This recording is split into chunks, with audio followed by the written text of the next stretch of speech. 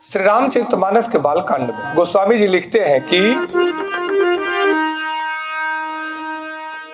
अवसर जानी सप्त ऋषि आए, तुरत ही विधि गिरी भवन पठाए।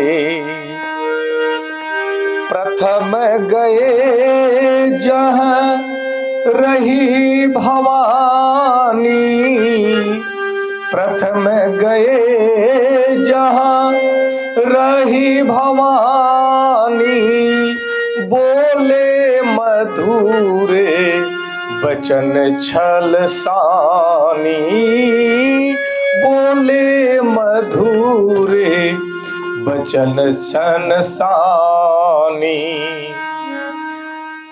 कहते हैं कि उचित अवसर जान करके सप्त ऋषि आए और ब्रह्मा जी ने तुरंत ही उन्हें राजा हिमाचल के घर भेज दिया। वे पहले वहां गए जहां पार्वती जी थी और उनसे छल से भरे मीठे अर्थात विनोद युक्त आनंद पहुंचाने वाले वचन बोले। कहते हैं कि क्या ईश्वर हमें खुशियां देते हैं तो उन खुशियों को हमें एंजॉय नहीं करना चाहिए? इस भाव को समझना है, तभी हमारा जीवन सफल बनता है। कि सप्त ऋषि तब आए जब समय उचित था। जीवन का सिद्धांत हमें सिखलाता है कि हर कार्य का एक समय होता है। अधीरता अवसर को बिगाड़ देती है। जब आप तैयार होते हैं तभी जीवन आपकी परीक्षा लेता है। इसलिए अगर जीवन में कोई परीक्षा ले, कोई आपसे विनोद करे, कोई आपसे हठ्ठास करे, तो उस भाव को समझते हुए आपको सदैव मुस्कुराते हुए उसे स्वीकार करना चाहिए।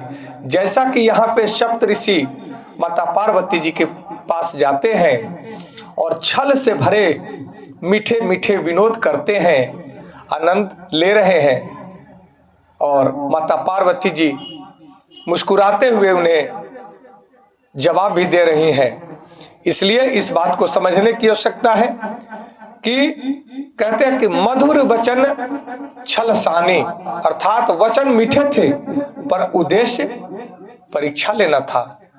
आज भी जीवन की परीक्षा कभी कभी आकर्षक अवसर के रूप में आती है, जो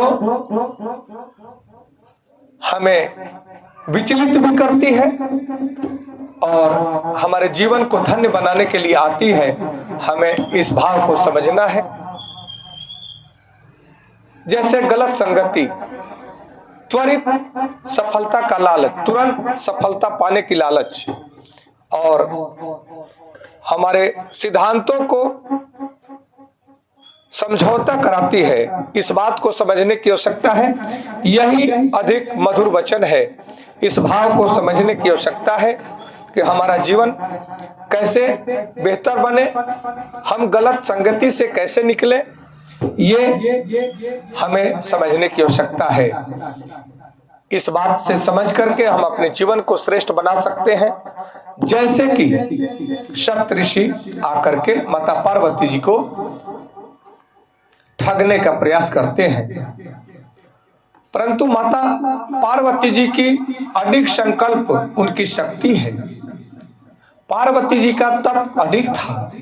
सप्त ऋषियों ने उन्हें डगमगाने का बहुत प्रयास किया, पर माता पार्वती जी का विश्वास अटल रहा।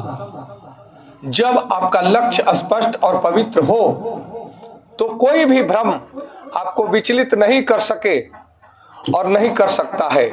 अगर आपका लक्ष्य पवित्र और स्पष्ट है तो यह संदेश हमारे जीवन को जीवंत बनाता है। कहते हैं, एक बहुत ही सुंदर प्रेरक उदाहरण है कि एक विद्यार्थी ने तय किया कि वह ईमानदारी से परीक्षा देगा। दोस्तों ने कहा कि शॉर्टकट ले लो। वह अवसर मीठा था, पर उसने सिद्धांत नहीं छोड़ा। हर जगह आप जहां कहीं जाते हैं सफलता पाने के लिए या परीक्षा में, तो जब आप ईमानदारी से कार्य करते हैं तो कई मित्र कहते हैं इतना पढ़ने की क्या आवश्यकता है, कुछ इधर उधर करके लिख लेंगे, शॉर्टकट ले लेंगे, काम हो जाएगा। और वह बहुत अच्छा लगता है, मीठा लगता है। पर जो व्यक्ति अपने सिद्धांत को छोड़ता नहीं है, जैसे कि वह विद्यार्थी भी सिद्धांत को नहीं छोड़ा, वही उसका सप्तऋषि परीक्षण था। अंततः वही विद्यार्थी सच्ची सफलता का अधिकारी बना। वैसे ही हम जब लक्ष्य के लिए परिश्रम करते हैं, कई लोग कहते हैं कुछ बेईमानी शैतानी से जो बढ़ते हैं, वे कहते हैं जल्दी आगे बढ़ना है तो कुछ 2 नंबर का काम करना पड़ेगा, लेकिन उनको यह पता नहीं चलता कि यह 2 नंबर का काम हमारे जीवन को बर्बाद कर देगा।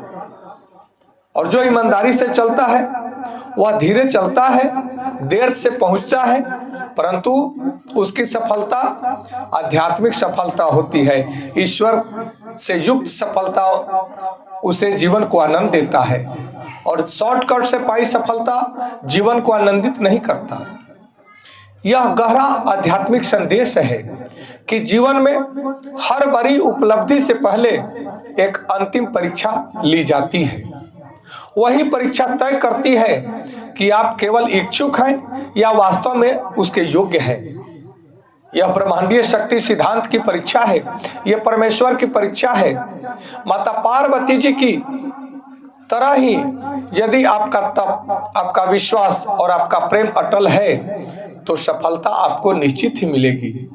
और अगर आपका तप, आपका विश्वास और आपका प्रेम अटल नहीं है और आप डिग जाते हैं, तब इधर उधर भटकते रह जाएंगे, आपका जीवन यूं ही चला जाएगा। इसलिए मेरे प्रिय दर्शक भाई बहनों, यदि आपके जीवन में भी कोई मधुर परीक्षा आ रही है तो सावधान रहिए। हर चमकती चीज सोना नहीं होता और हर मीठी बात आपके हित के लिए नहीं होती। अपने लक्ष्य पर अडिग रहिए, सत्य पर स्थिर रहिए, तभी आपका भी दिव्य मिलन निश्चित होगा। आपको निश्चित रूप से सफलताएं मिलेगी।